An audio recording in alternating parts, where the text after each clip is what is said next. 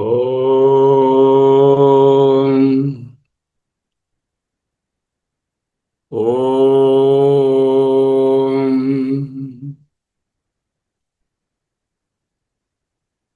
ఓం స్థిర సుఖమాసనం. అహమస్మి అహమస్మి అహమస్మి. మహావాక్యరత్న ప్రభావళి ఉపదేశవాక్య ప్రకరణంలో తత్వమసి చూసి ఉన్నాం. దాని తరువాత ఒక ముఖ్యమైన మహావాక్యము తత్వమసి అనే దానికి సంబంధించినదే పైంగళోపనిషత్తులోంచి ఒకటి ఉన్నది. అది సోమవారం నాడు చూద్దాం. ఈరోజు రేపు కంటిన్యూస్గా ఒకే వాక్యాన్ని చూస్తాం. కేనోపనిషత్తులో నుంచి ఒక మహావాక్యాన్ని ఇచ్చారు.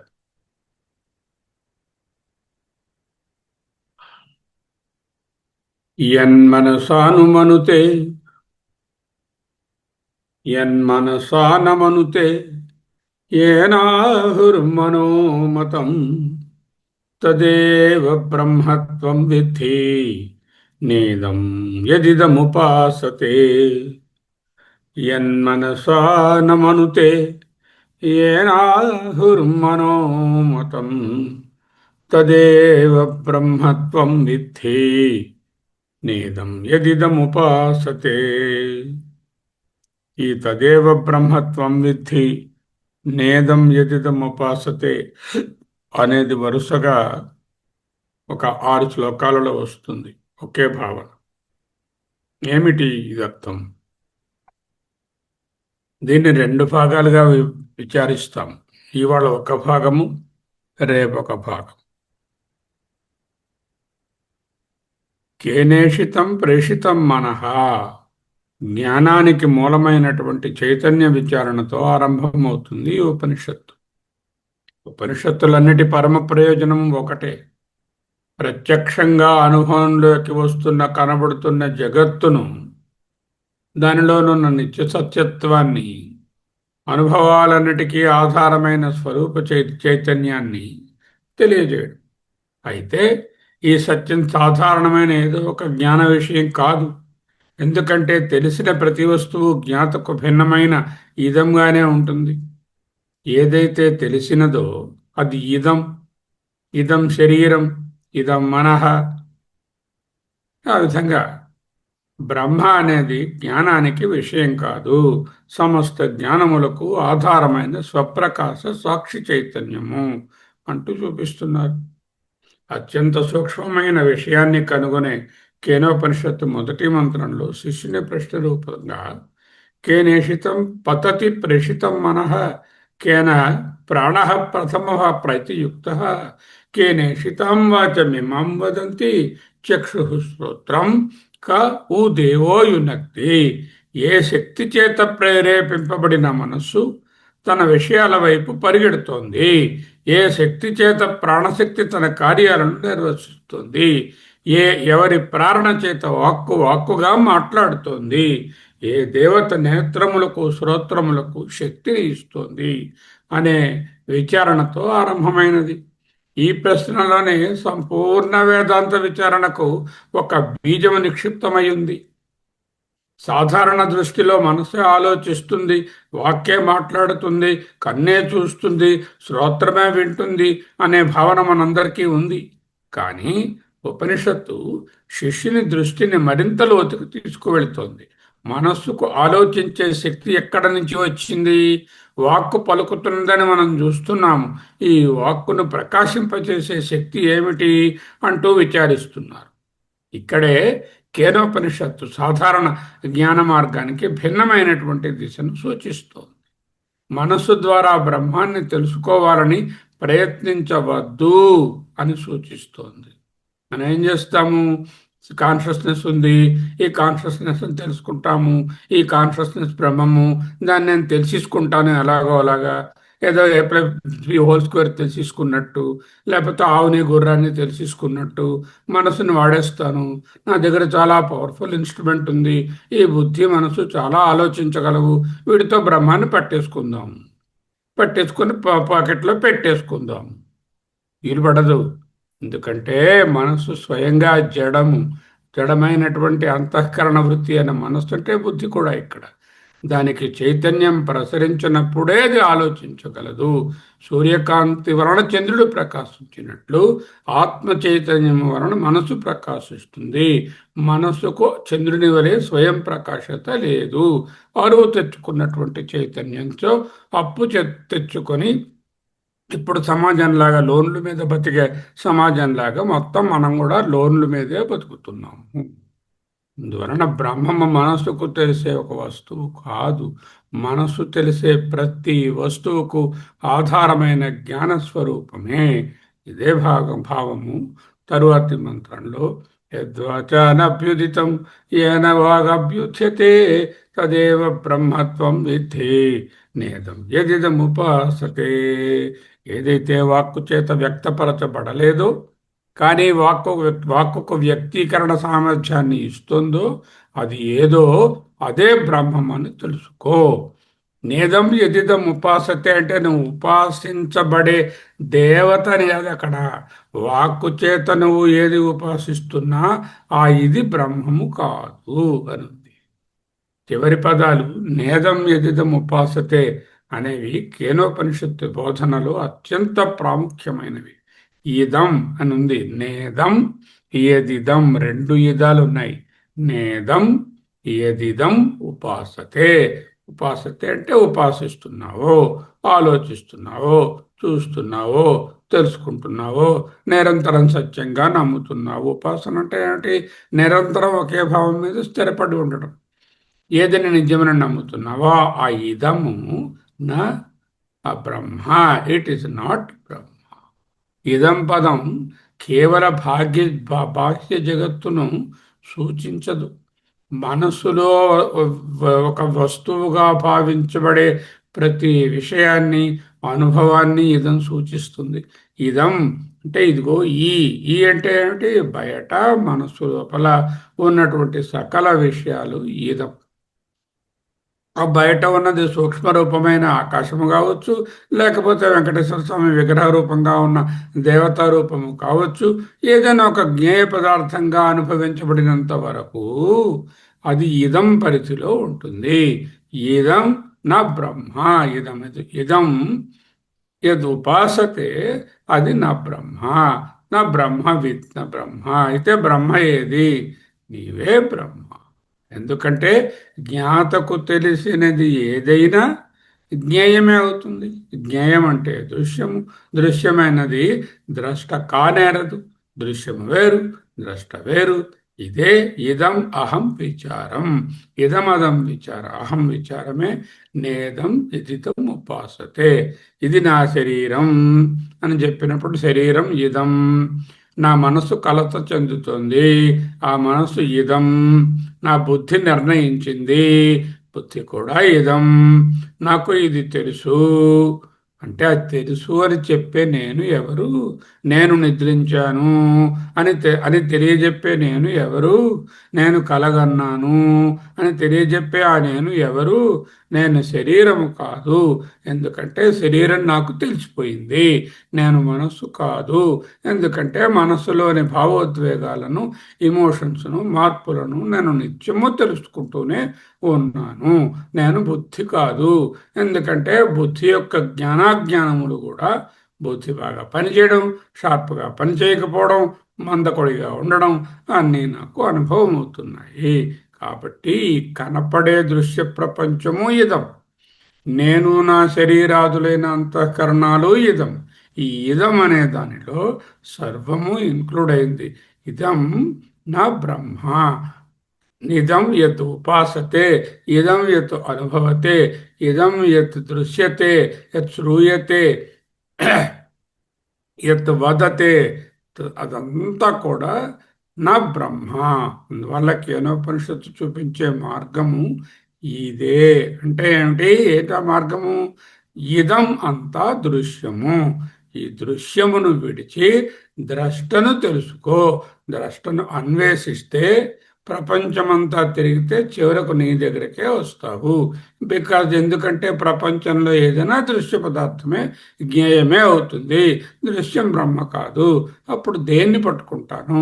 వెతగ్గా వెతగ్గా వెతగ్గా లేడండి ఆ విష్ణువు అని హిరణ్యకశిపుడు గారు చెప్పినట్లు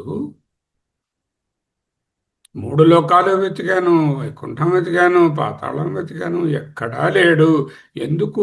ఆబ్జెక్ట్గా వెతికినంతసేపు బ్రహ్మం నీకు తెలియదు. ఆ సబ్జెక్ట్ నీవే బ్రహ్మం అని తెలుసుకోవడమే జ్ఞానం. ఇక్కడ ఒక సూక్ష్మమైన విషయం గ్రహించాలి.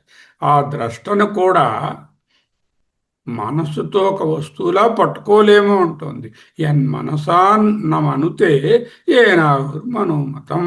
ఎందుకంటే పట్టుకునేది మనస్సు. మనస్సుకు పవర్ ఇస్తున్నది, అప్పిస్తున్నది చైతన్యాన్ని సాక్షి. కాబట్టి ఆత్మ అనేది మనసుకు తెలిసే విషయం కాదు, మనసు పనిచేయడానికి కారణమైన చైతన్యం. భగవత్పాదులు ఈ విషయాన్ని తమ భాష్యంలో అత్యంత సూక్ష్మంగా వివరిస్తారు. వాక్కు మనస్సు మొదలైనవి బ్రహ్మాన్ని వ్యక్తపరచలే. ఎందుకు? అవి బ్రహ్మముపై ఆధారపడి ఉన్నాయి, పనిచేస్తాయి. ఆధారమైన దానిని ఆధారపడిన సాధనము ఎలా గ్రహించగలదు? టెలిస్కోప్ అనేది పనిచేయడానికి కన్ను మీద ఆధారపడి ఉంది. ఆ టెలిస్కోప్ కన్నును ఎలా చూడగలదు? ఒక టార్చ్ లైట్లో బ్యాటరీలు వేసి వెలిగిస్తే లైట్ వెలుగుతుంది. ఆ లైట్కి కారణమైన బ్యాటరీలు ఏమిటో కావాలని బయటకు తీసి చూద్దామనుకుంటే ఆ లైట్ ఆరిపోతుంది. దీపం వెలుగులోనే ఇతర వస్తువులు కనిపిస్తాయి, కానీ ఆ వెలుగును చూపడానికి మరొక దీపాన్ని తేనక్కరలేదు. అదే విధంగా ఆత్మ స్వయం ప్రకాశము.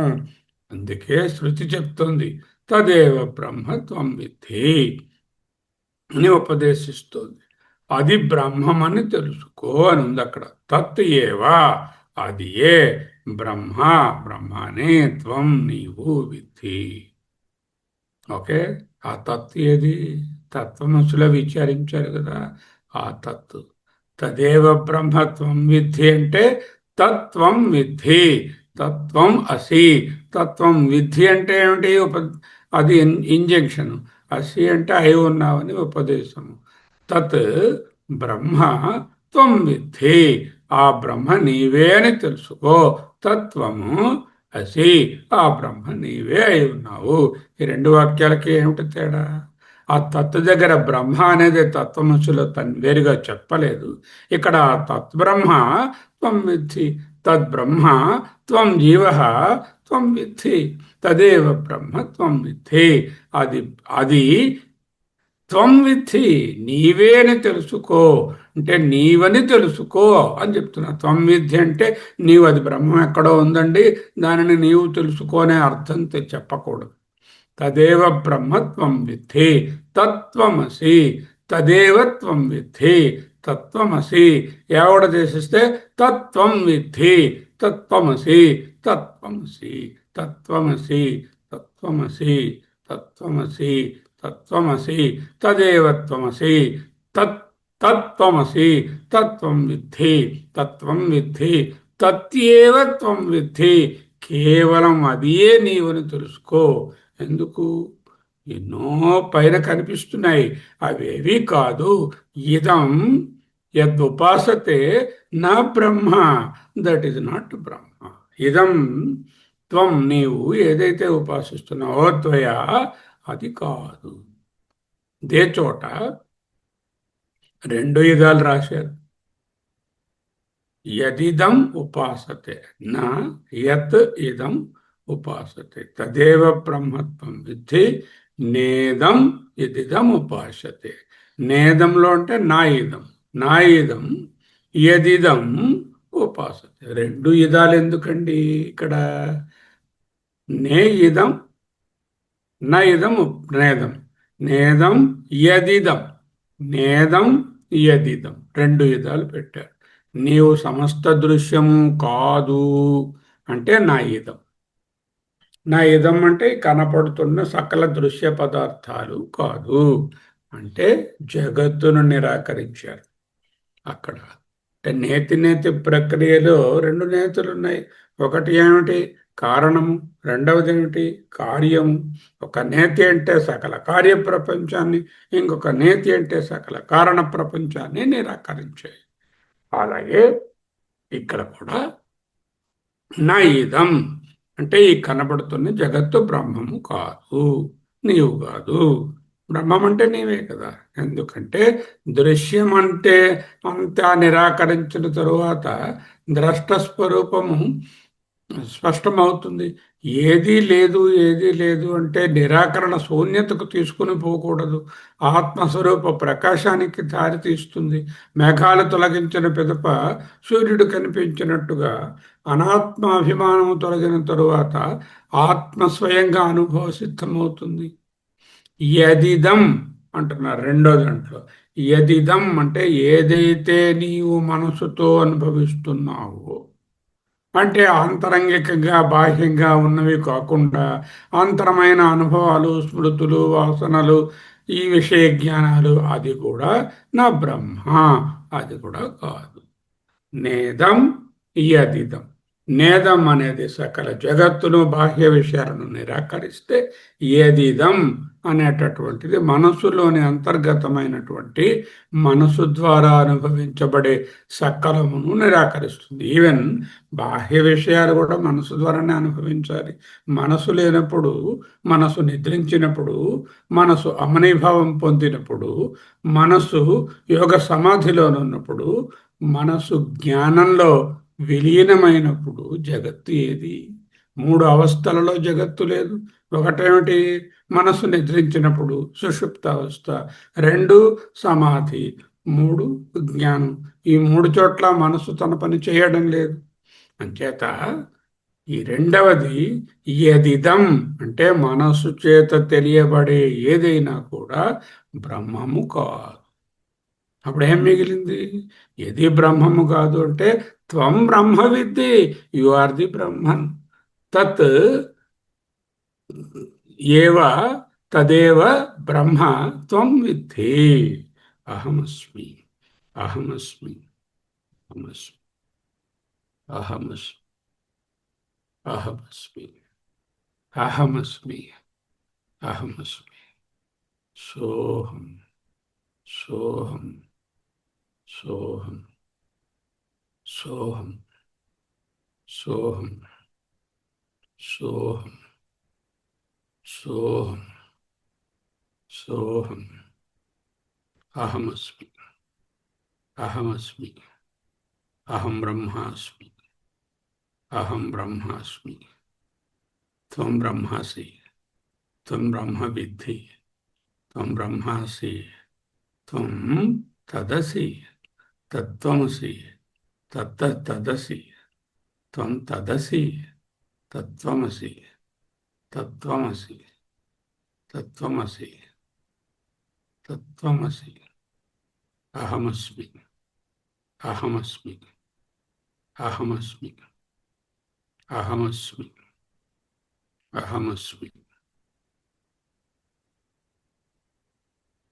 యద్వాచానభ్యుదితం येन वागप्युच्यते तदेव ब्रह्मत्वं विद्धि नेदं यदिदमुपासते तत्येव ब्रह्मा त्वं विद्धि తదేవ త్వం బ్రహ్మా ఏవ త్వం విద్ధి. అది ఒక్క బోధన. ఎప్పుడు సకలాన్ని నిరాకరించడం. ఎలా నిరాకరించగలను? మాటలతో ఎన్నో చెప్పేస్తున్నాం, మాటలతో ఎన్నో అనుభవాలను ఇస్తున్నాను, కొంటున్నాను. అనుభవాలు మాటలు ఇచ్చి అనుభవాలను పంచుతున్నాను, మాటలు ఇచ్చి అనుభవాలను కొనుక్కుంటున్నాను. అంటే మాటయే నా యొక్క సకల ప్రవృత్తికి ఒక ముఖ్యమైనటువంటి కారణం. ఇది మనిషికి ఉన్నటువంటి ఒక ప్రత్యేకమైనటువంటి సాధనం. ఈ సాధనం ద్వారా నువ్వు ఏదైనా సరే ఒక వస్తువుతో, ఒక ప్రపంచంతో, ఒక వ్యక్తితో ఇంటరాక్ట్ అయినప్పుడు కలిగేటటువంటి అనుభవము, కలిగేటటువంటి ఎక్స్పీరియన్సు బ్రహ్మము కాదు. యద్వాచా నా అభ్యుదితం, ఏదైతే వాక్కు చేత తెలియబడదో, ఏన వాక్ అభ్యుచ్యతే, ఏ వాక్ అయితే ఏ పవర్ చేత, ఏ శక్తి చేత, ఏ ప్రేరణ చేత, యత్ సన్నిధి మాత్రేణ అభ్యుచ్యతే, బాగా దాన్ని తన పని చేయగలుగుతుందో, మాట మాట పని చేయగలుగుతుందో, అది బ్రహ్మ. తదేవ బ్రహ్మ. ఆ తత్ ఏది అంటే చైతన్యమే బ్రహ్మ. ఆ బ్రహ్మ ఎక్కడున్నారు? వెళ్ళి బజార్లో వెతికి కొందామా? వీలు పడదు. త్వం విద్ధి. అక్కడికి వెళ్ళినా బ్రహ్మగానే నువ్వు వెళతావు. బేరం చేసేటటువంటి నీవు ఏం బేరం చేసుకుందాం అనుకుంటున్నావో దాని వెనకాలన్న చైతన్యమే నీవు. తత్ ఏవ త్వం విద్ధి. తత్వం విద్ధి. తత్వమసి. తదేవ త్వం విద్ధి. తద్ బ్రహ్మ ఏవ త్వం విద్ధి. తద్ బ్రహ్మ త్వమేవ విద్ధి. అది నీవే అని ఆ ఏవకారం కూడా చెప్పి పోషిస్తుంది. నా ఇదం యదిదం ఉపాసతే. ఏదైతే నువ్వు వాక్కుతో అనుభవాన్ని పొందుతున్నావో అది ఏదీ కాదు. నా ఇదం అంటే ఈ జగత్తు కాదు. వాక్కు ద్వారా తెలుసుకుంటున్నాను అనుకునేటటువంటి సకలము జగత్తు కాదు. ఉపాసతే అంటే ఉపాసన చేస్తున్నావు, పూజిస్తున్నావు, ఆరతిస్తున్నావు, ఆ దేవుడు దేవుడు కాదు, అలా తీయకూడదు. వెంకటేశ్వరునికి ఉపాసన చేశాను, ఈశ్వరునికి ఉపాసన చేశాను, అర్ఘ్యం ఇచ్చాను, లేకపోతే రుద్రాభిషేకం చేశాను, ఆ ఈశ్వరుడు దేవుడు కాదు, అది కాదు అర్థం ఇక్కడ. నేదం ఎదిదం ఉపాసతే. ఏదైతే నువ్వు అనుభవాన్ని పొందుతున్నావో వస్తువుగా, జ్ఞేయంగా, ఒక ఆబ్జెక్ట్గా, అది ఏది బ్రహ్మం కాదు. మరి ఏది కాకపోతే బ్రహ్మం ఏదండి? లేదా అపే తత్ త్వమేవ బ్రహ్మ విద్ధి. తత్వం విద్ధి. అది నీవే అని గట్టిగా చెప్పు. యన్మనసనుమనుతే ఏనాహురు మనోమతం తదేవ బ్రహ్మత్వం విద్ధి నేదం యదిదముపాసతే. ముందు వాక్కును చెప్పి తరువాత మనస్సును చెప్తున్నారు. ఎందుకు? అత్యంత ముఖ్యమైనటువంటి కర్మేంద్రియం వాక్, అత్యంత ముఖ్యమైనటువంటి అంతరేంద్రియం మనస్సు. మనస్సు లోపల ఉన్నటువంటి 4 అంతఃకరణాలకు ప్రతినిధి. వాక్కు కర్మ ఇంద్రియాలన్నిటికీ ప్రతినిధి. తరువాత జ్ఞానేంద్రియాన్ని చెప్పారు. యక్షుషా న పశ్యతి యాన చక్షుంషి పశ్యతి తదేవ బ్రహ్మత్వం విద్ధి ఏదిదం ఏనేదం ఎదిదముపాసతే. నేను ఆవుని, గేదిని, గుర్రాన్ని వెతికినట్టుగా బ్రహ్మను కళ్ళతో వెతికేసి పట్టేసుకుంటాను, మాల్లో ఎక్కడో చోట నిలబడి ఉంటాడు అని కళ్ళతో పట్టుకోవడానికి ప్రయత్నించకు. కళ్ళతో చూచి అర్థం చేసుకునే ఏ వస్తువు కూడా బ్రహ్మము కాదు. ఎందుకు? ఆ చూచేవాడి చూపులోనున్నటువంటి అంతర్గత స్పర్శ సాక్షి చైతన్యము నీవే కనుక అదే బ్రహ్మ. అలాగే శ్రోత్రేణ శృణోతి ఏన స్తోత్రమిదం శృతం తదేవ బ్రహ్మత్వం విద్ధి అంటూ 2 జ్ఞానేంద్రియాలు ఇచ్చారు. ఒక శ్లోకంలో చక్షుష అన్నారు, ఇంకొక శ్లోకంలో శ్రోత్రేణ అన్నారు. అంటే 5 జ్ఞానేంద్రియాలు ఈ రెండిటి ద్వారా గ్రహించాలి. ఆ వాక్కు ద్వారా గ్రహించవలసినది సకల కర్మేంద్రియాలు, మనస్సు ద్వారా గ్రహించవలసినది సకల అంతరింద్రియాలు. చక్షుష శ్రోత్రేణ అన్నప్పుడు గ్రహించవలసినది సకల జ్ఞానేంద్రియాలు.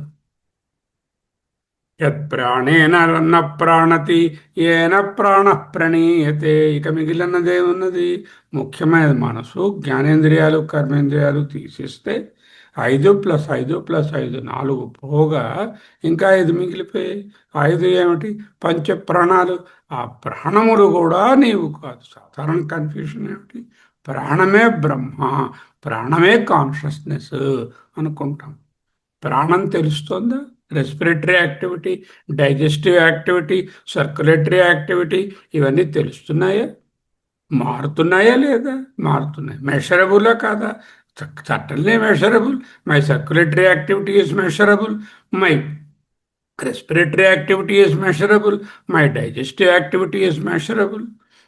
My neurological activity is measurable. All these activities are prana, pancha prana. ఈ పంచ ప్రాణాలు మెషరబుల్, కొలవబడుతున్నాయి.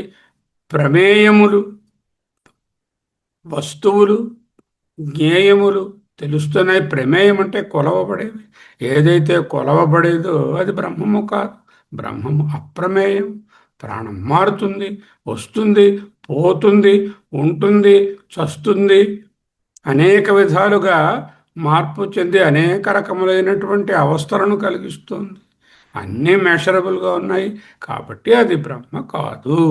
ఆ ప్రాణానికి కూడా ఒక ఒక ఆసరాను, అండదండను, ఆధారాన్ని ఇస్తున్న చైతన్యమే తత్యేవ త్వం విద్ధి. అదే నీవని తెలుసుకో. తత్యేవ బ్రహ్మ విద్ధి. అదే బ్రహ్మమని తెలుసుకో.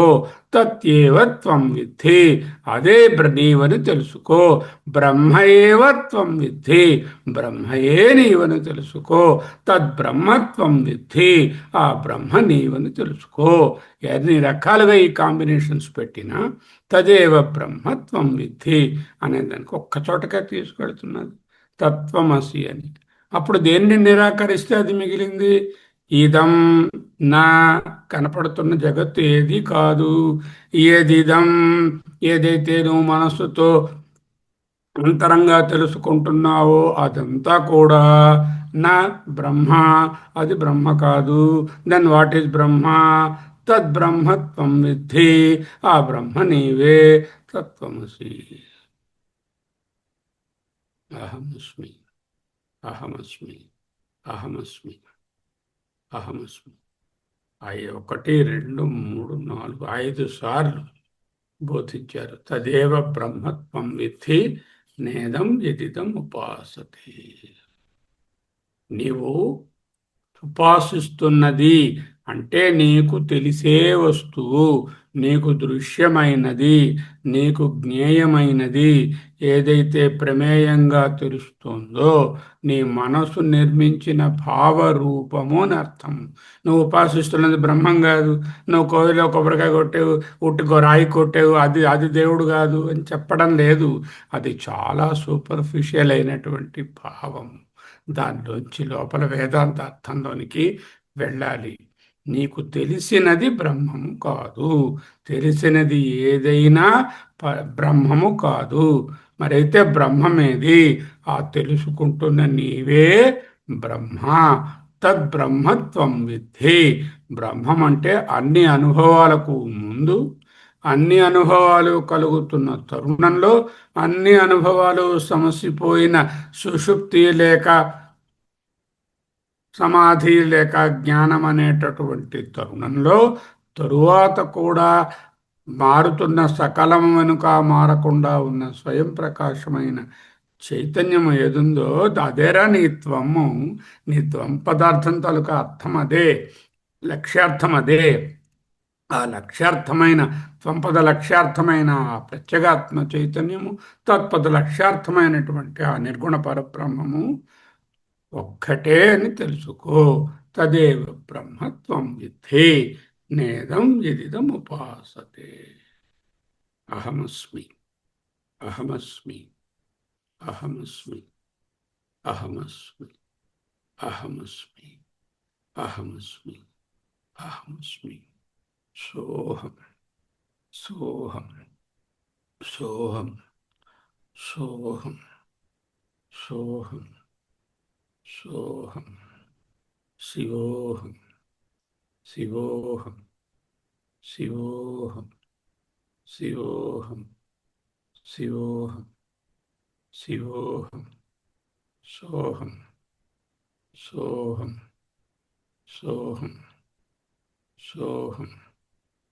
అహమస్మి, అహమస్మి, అహం బ్రహ్మాస్మి. తద్బ్రహ్మత్వం విద్ధి. అహం బ్రహ్మాస్మి. తత్వం విద్ధి, తత్వం విద్ధి. తత్వమసి.